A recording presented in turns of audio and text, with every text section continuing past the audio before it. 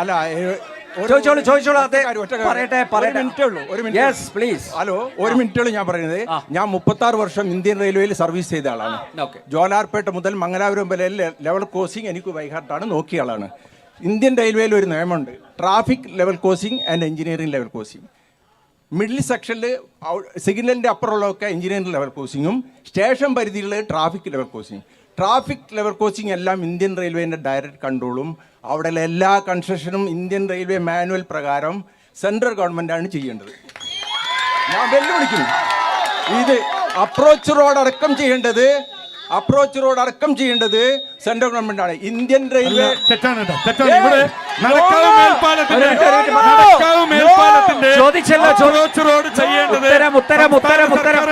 പിന്നെ സംസ്ഥാന സർക്കാരാണ് റെയിൽവേ. പിന്നെ എന്തിനാണ് RBDK കരാർ കൊടുത്തത്? RBDK കരാർ എന്തിനാണ് കൊടുത്തത്? RBDK കരാർ കൊടുത്തത് സെൻട്രൽ ഗവൺമെന്റ് ആണ് കൊടുക്കുന്നതെങ്കിൽ RBDK സംസ്ഥാന സർക്കാർ എന്തിനാണ് കരാർ കൊടുത്തത്? സംസ്ഥാന സർക്കാർ എന്തിനാണ് RBDK കരാർ ചോദിച്ചല്ലോ. സംസ്ഥാന സർക്കാർ ചോദിക്കുന്നത് കേട്ടോ. സ്റ്റേറ്റ് സർക്കാർ കോർപ്പറേഷൻ കരാർ കൊടുത്ത് എന്തിനാണെന്നാ ചോദിക്കുന്നത്. സംസ്ഥാന സർക്കാർ എന്തിനാണ് കരാർ കൊടുത്തത്? റെയിൽവേ മാത്രം ചെയ്താ പോരെ? റെയിൽവേ ചെയ്തില്ല. ഞാൻ പറയുന്നത് ഈ എസ്റ്റിമേറ്റ് കരാർ എന്തിനാ കൊടുത്തേ? ഞാൻ പറയുന്നത് ഈ എസ്റ്റിമേറ്റ് പാലക്കാട് ഡിവിഷൻ ഞാനുള്ളപ്പോൾ മദ്രാസിലേക്ക് അയച്ചു. സൗത്ത് ഇന്ത്യൻ റെയിൽവേ 1862 ഈ റെയിൽ ക്രോസിംഗ് ഉണ്ടാക്കിയത്. സൗത്ത് ഇന്ത്യൻ റെയിൽവേ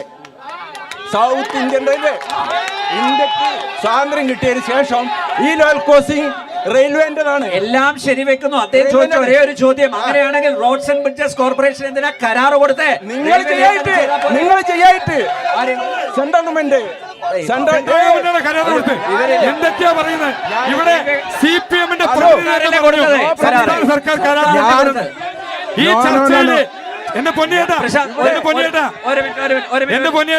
എന്റെ പെങ്ങള് തന്നെ പറഞ്ഞു സർക്കാർ കരാർ കൊടുത്തിട്ടുണ്ടെന്ന്. സംസ്ഥാന സർക്കാർ കരാർ കൊടുത്തിട്ടുണ്ടെന്ന്. പ്രശാന്ത് അദ്ദേഹം പറയുന്നത് റെയിൽവേ ചെയ്യാത്തത് കൊണ്ടാണ് റോഡ്സ് ആൻഡ് ബ്രിഡ്ജസ് കോർപ്പറേഷൻ. എങ്ങനെയാണ് നിങ്ങൾക്കറിയില്ല? പോസിബിൾ. തെറ്റിദ്ധരിപ്പിക്കാതെ. തെറ്റിദ്ധരിപ്പിക്കില്ലാതെ സർക്കാരാണ്. അതെ, റെയിൽവേക്കാരുണ്ട്. ഒരിക്കലും നടക്കാത്ത കാര്യമാണ്. തെറ്റിദ്ധരിപ്പിക്കാതെ. അടുത്ത ചോദ്യം ചുമ്മാ തെറ്റിദ്ധരിപ്പിക്കാതെ. റോഡ്സ് ആൻഡ് ബ്രിഡ്ജസ് കോർപ്പറേഷൻ ഇല്ല ചോദ്യം ചോദിക്കുന്നുണ്ട്. ഒരു മിനിറ്റ്. ഇനിയിപ്പോ മലമ്പുഴ അകത്തേത്ര കാര്യം പറയണ്ടെന്ന് പറഞ്ഞു. മലമ്പുഴ റിംഗ് റോഡിന്റെ പ്രവർത്തനം 29 കൊല്ലം നടപ്പിലാക്കിയിട്ടും ഇന്ന് വരെ അവസാനിച്ചിട്ടില്ല. 2018 പ്രളയം വന്നിട്ട് നശിച്ച വാരിണിപ്പാലം ഇന്ന് വരെ നന്നാക്കിയിട്ടില്ല. ഈ അകത്തേത്ര പഞ്ചായത്തിന്റെ ഈ പാലത്തിന്റെ അവസ്ഥ ഞാൻ പറയാം. ഈ പാലം 2017 തറക്കല്ലിട്ട് 2021 നിർമ്മാണ ഉദ്ഘാടനം നടത്തിയിട്ടും ഈ നാളിതുവരെയായിട്ട് കഴിയാണ്ട് ഇവർ പറയുന്ന മുട്ടുന്യായങ്ങളൊന്നും അല്ല. ഈ മുട്ടുന്യായങ്ങൾ നിങ്ങൾക്ക് വേണമെങ്കിൽ വെറുതെ കൂക്കാൻ വേണ്ടി പറയാം. അങ്ങനെയാണെങ്കിൽ എന്തിനാണ് അകത്തേത്ര പഞ്ചായത്ത് BJP-ക്കാരെ കൊണ്ട് ഏൽപ്പിച്ചത് എന്ന് മനസ്സിലാക്കണം. അകത്തേത്ര പഞ്ചായത്ത് LDF ഗവൺമെന്റ് നന്നായി നടത്തുന്നുണ്ടെങ്കിൽ എന്തുകൊണ്ടാണ് ഭാരതീയ ജനതാ പാർട്ടി ഏൽപ്പിച്ചത് എന്ന് പറയാനുള്ള സാമാന്യ മര്യാദ. ഈ കഴിഞ്ഞ പഞ്ചായത്ത് ഇലക്ഷൻ ഇതേ ജനസഭ ഈ പ്രദേശത്തുണ്ടായിരുന്നു. അന്ന് CPI-ന്റെ ഒരു പ്രതിനിധി പറഞ്ഞു മാർച്ച് 30 ഈ പാലം പൂർത്തീകരിക്കുമെന്ന്. അതിന്റെ വിഷയം ഞാൻ കാണിച്ചുതരാം. ഞാൻ നാളെ കാണിച്ചുതരാം. നിങ്ങൾ അതിന് മറുപടി പറയണം. പിന്നെ ഞാൻ ഒരു കാര്യം പറയാം. കോൺഗ്രസ്സുകാർ ഇപ്പൊ രാജേഷ് ഏട്ടൻ ഏത് പ്രതിനിധി എനിക്ക് അറിയില്ല എന്ന് പറയാം. രാജേഷ് ഏട്ടൻ ഈ ഉരുളണ കാര്യം അല്ല, എനിക്കറിയാം. കാരണം പല രാഷ്ട്രീയ പാർട്ടിയിൽ നിന്ന് വന്ന ഒരാളാണ്. അതുകൊണ്ട് എനിക്കറിയില്ല. പിന്നെ രാജേഷ് ഏട്ടൻ ചളി കിടന്ന് ഉരുണ്ടുണ്ട്. ആ സമയത്ത് ഗുരുവായൂർ പോയി ഉരുണ്ട ആൾക്കാർ നല്ലത് കിട്ടും. വെറുതെ ചളി കിടന്ന് ഉരുണ്ട് സമയം കളയാൻ നിൽക്കണ്ട രാജേഷ് ഏട്ടൻ. മനസ്സിലാവണം. ഈ കാരണം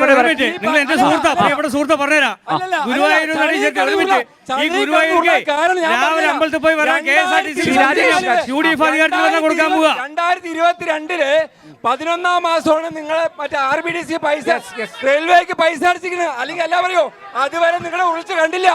അത് കഴിഞ്ഞിട്ട് റെയിൽവേ മേൽപ്പാലം വരാൻ വേണ്ടി കണ്ടത് അത് അതിൽ കാര്യം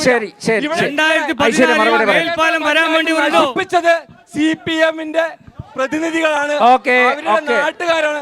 അവരാണ് ഈ 38 വർഷം ഈ പഞ്ചായത്ത് ഭരിച്ച് നശിപ്പിച്ചതാണ്.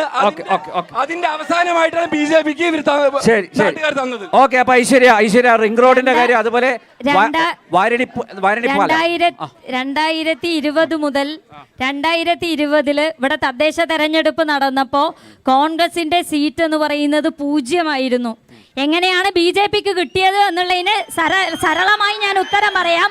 2025 തെരഞ്ഞെടുപ്പ് നടന്നപ്പോൾ കോൺഗ്രസും BJP-യും ഡീല് നടത്തി BJP-ക്ക് കൊടുക്കാൻ തീരുമാനിച്ചു. മദ്യമൊഴുക്കി പണക്കൊഴുപ്പിന്റെ മേലെ ആളുകൾക്ക് മദ്യം കൊടുത്ത് പണം കൊടുത്ത് വോട്ട് വിലക്ക്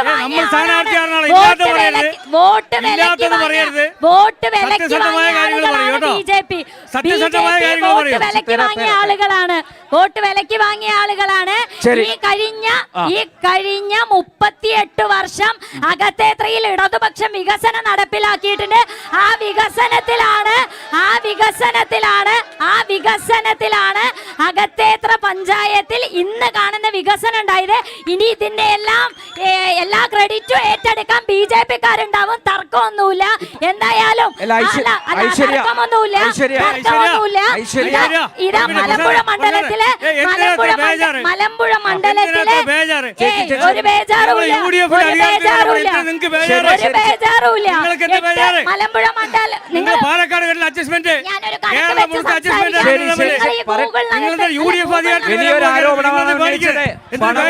അതിന് മാത്രം പണം ഉണ്ടോ? ഗൂഗിളിലൊന്ന് എടുത്തു നോക്കി അറിയാൻ വേണ്ടി പറ്റും. നിങ്ങൾ എടുത്തു നോക്കി അറിയാൻ പറ്റും. ഈ മലമ്പുഴ മണ്ഡലത്തിലെ 8 പഞ്ചായത്തുകളിൽ ഈ തദ്ദേശ തെരഞ്ഞെടുപ്പ് കഴിഞ്ഞപ്പോ LDF-ന്റെ ഭൂരിപക്ഷം LDF-ന്റെ വോട്ട് എന്ന് പറയുന്നത് 70,348 ആയിരുന്നു. UDF-ന്റെ വോട്ട് 49,406 ആയിരുന്നു.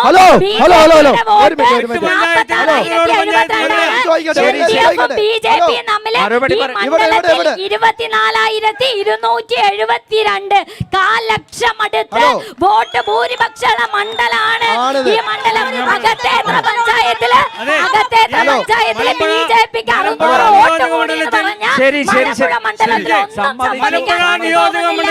ക്രിയാത്മക പ്രതിപക്ഷമായി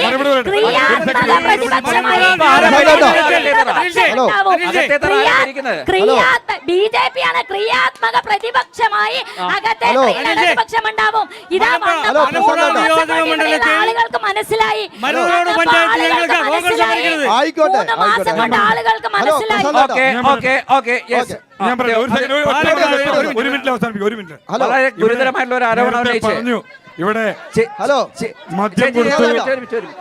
ഒരു മിനിറ്റ് ചേച്ചി, മറുപടി പറയുന്നത് കേൾക്കണം. ഇവിടെ നേരത്തെ പറഞ്ഞു, ഇവിടെ ഈ മലമ്പുഴ മണ്ഡലത്തില് മദ്യം കൊടുത്തു, പണം കൊടുത്തു. ഇവിടുന്ന് ശരി, ഓക്കെ, നിങ്ങൾ പറയുന്നത് വാദത്തിന് വേണ്ടി അംഗീകരിച്ചു നിൽക്കുക. ഈ നാട്ടിലെ വോട്ടർമാരെ ഇതിൽ പരം അപമാനിക്കല്ല. കാരണം പൈസ വാങ്ങിയും മദ്യം വാങ്ങിയും വോട്ട് ചെയ്യുന്ന ആളുകളാണെന്ന് പറഞ്ഞാൽ ഈ നാട്ടിലെ വോട്ടർമാരെ അപമാനിക്കുകയാണ് CPM ചെയ്തിട്ടുള്ളത്. അങ്ങനെ പൈസയും മദ്യവും വാങ്ങി വോട്ട് ചെയ്യുന്ന ആളുകളല്ല ഇവിടുത്തെ വോട്ടർമാർ. ഇവിടുത്തെ വോട്ടർമാർക്ക് വിവരമുണ്ട്, വിദ്യാഭ്യാസമുണ്ട്. അവർ വകതിരിവോടുകൂടി ആലോചിച്ച് തന്നെയാണ് അകത്തേത്രയിൽ വോട്ട് ചെയ്ത്. ഇനി രണ്ട്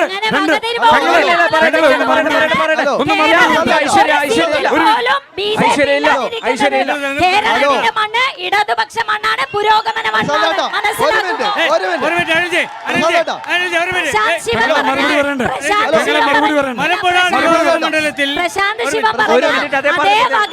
കേരളത്തിലെ ജനങ്ങൾ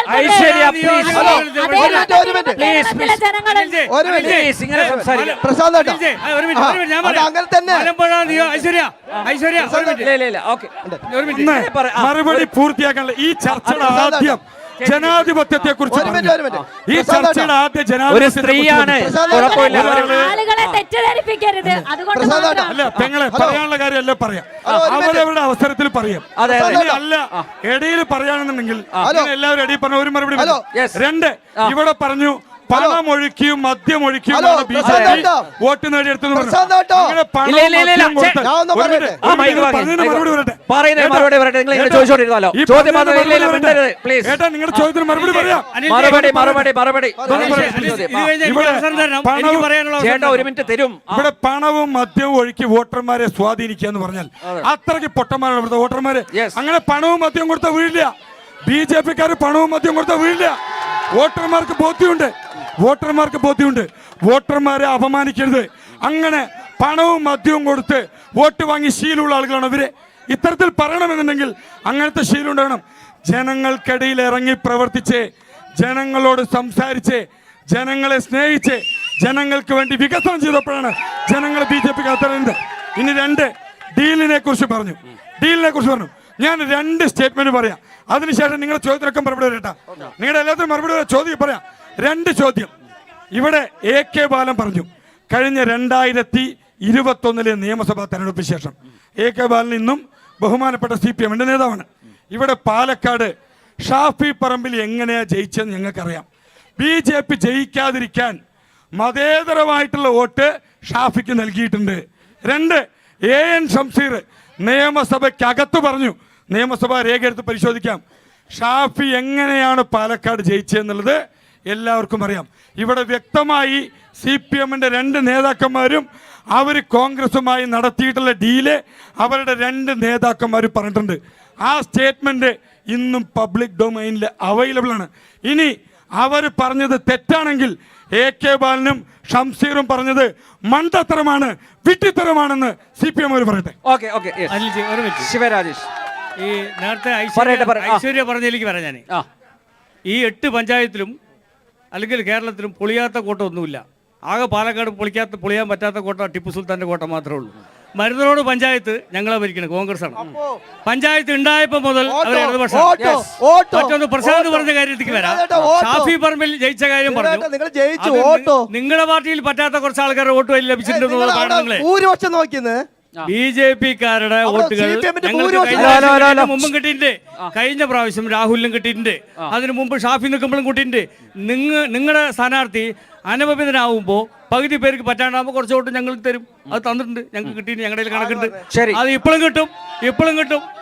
അവർ തരണാണ് വോട്ട്, ഞങ്ങൾ ചോദിച്ചു വാങ്ങല. Okay, okay. പിന്നെ വേറെ രീതിയിലൊന്നുമില്ല. ശക്തമായ UDF-ന്റെ പ്രതിനിധികൾ വോട്ട് ചെയ്താൽ മാത്രമേ ഉള്ളൂ. ഷാഫി എപ്പോ എവിടെ നിന്നാലും ജയിക്കും, കേരളത്തിൽ എവിടെ നിന്നാലും ജയിക്കും.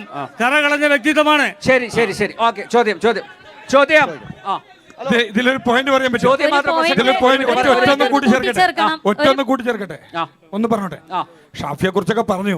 ഷാഫിയുടെ അനുയായി എന്ന് പോലീസ് തപ്പിക്കൊണ്ടിരിക്കുകയാണ്. പ്രക്ഷോഭ് ആരുടെ കട്ടിലിന്റെ അടിയിലാണെന്നുള്ളത് ദൈവത്തിന് അറിയോ ഇല്ലയെന്ന് അറിയില്ല. ഇവരുടെ എല്ലാവർക്കും അറിയാം. ഇവരുടെ രാഹുലിനെ പറ്റിയൊക്കെ വലിയ പറഞ്ഞു, രാഹുലിനെ കിട്ടിയിട്ടുണ്ട്. ഇന്ന് ഇതേ ഷാഫി പറമ്പിലാ പറഞ്ഞ് പാലക്കാട്ടുകാർക്ക് ഇനി തല ഉയർത്തി അഭിമാനത്തോടെ നടക്കാം, തലയും മുണ്ടിട്ട് നടക്കേണ്ട ഗതികേടാണ്. ഇന്ന് രാഹുൽ ചെയ്തു വെച്ചിട്ടുള്ള എന്തൊക്കെയാണെന്ന് ശിവരാജേട്ടന് വലിയ രീതിയിൽ രാഹുലിനെ ന്യായീകരിക്കാൻ പറ്റില്ല. കാരണം എന്താ അറിയോ, ഇവരുടെയൊക്കെ പല കഥകൾ 1, 2, 3 വന്നിട്ട് പുറത്തു വരികയാണ്. ആദ്യം ഒരാളുടെ വന്നു, രണ്ടാമത്തെ ആളുടെ വന്നു, മൂന്നാമത്തെ ആളുടെ വന്നു. 2 ദിവസം മുമ്പ് പിഷാരുടെ കൂടെ പ്രചരണത്തിലായിരുന്നു. ഇതാ വന്നു പിഷാരുടെ കൂടെ പ്രചരണത്തിലുള്ള ആള്. ഇന്നിപ്പോ എവിടെയാണെന്ന് പൊട്ടി പോലും ഇല്ല കണ്ടുപിടിക്കാൻ. കാരണം എന്താണ്, ഇവരുടെ ഈ താഴെ തൊട്ട് മേലെ വരെ എല്ലാ ആൾക്കാരും കണക്കന്നെയാണ്. ഇവരുടെ ആൾക്കാര് ഇവരുടെ എന്താ പരിപാടി, ഐക്യ ബലാത്സംഗം മുന്നണിയാണ് ഇവരുടെ മുന്നണി. ഇത് ജനങ്ങളുള്ള എല്ലാ പാർട്ടിയിലും സംഭവിക്കും. നിങ്ങളുടെ പാർട്ടിയിൽ പലതും വെളിയിൽ വരാത്ത കാര്യങ്ങളുണ്ട്. നിങ്ങൾക്ക്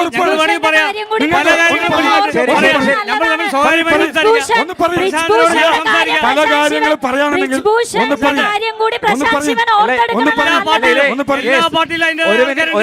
എല്ലാ പാർട്ടിയിലും അതിന്റെ ആൾക്കാരുണ്ട്. ഞങ്ങൾ പറയാം, ഞാൻ പ്രശാന്തോട് പറഞ്ഞോളാം കേട്ടോ. എല്ലാ പാർട്ടിയിലും അതിന്റെ ആൾക്കാരുണ്ട്. സ്ത്രീകളും കുട്ടികളും രാഹുലേ, ഇവിടെ വളരെ ഞാൻ ഒറ്റ കാര്യം, ശിവരാജേഷന്റെ ഒറ്റ കാര്യം, സിംഗിൾ സ്റ്റേറ്റ്മെന്റ്. നിങ്ങൾ ഈ ചർച്ചയിലുള്ള എല്ലാ ആൾക്കാരും പൊളിറ്റിക്സിന് അപ്പുറം ചോദിക്കുന്നത്, നിങ്ങൾ നെഞ്ചിൽ കൈവച്ച് പറയൂ. ഇവിടെ പുറത്തു വന്ന ശബ്ദരേഖകൾ രാഹുലിൻ്റെതല്ല, ആ കുട്ടിയെ ഗർഭസ്ഥ ശിശുവിനെ അബോർഷൻ ചെയ്യാനായി നിർബന്ധിച്ച ശബ്ദരേഖ രാഹുലിന്റെ അല്ല എന്ന് നെഞ്ചിൽ കൈവച്ച് പറയാൻ പറ്റും. കോടതിയല്ലേ പറയണ്ടേ? ഞങ്ങൾ നെഞ്ചിൽ കൈവച്ച് ശരി. കോടതി പറയാൻ പറ്റും. കോടതിയെ പിന്നെന്തിനാ രാഹുലിനെ പുറത്താക്കി? പിന്നെന്തിനാ രാഹുലിനെ പുറത്താക്കി? മിമിക്രിക്കാരനാണ് പാർട്ടിയിൽ നിന്ന് രാഹുലിനെ പുറത്താക്കിയത് എന്തിനാണ്? രാഹുലിനെ പാർട്ടിയിൽ നിന്ന് പുറത്താക്കിയത് എന്തിനാണ്? ഞങ്ങൾക്കൊന്ന് ചോദ്യം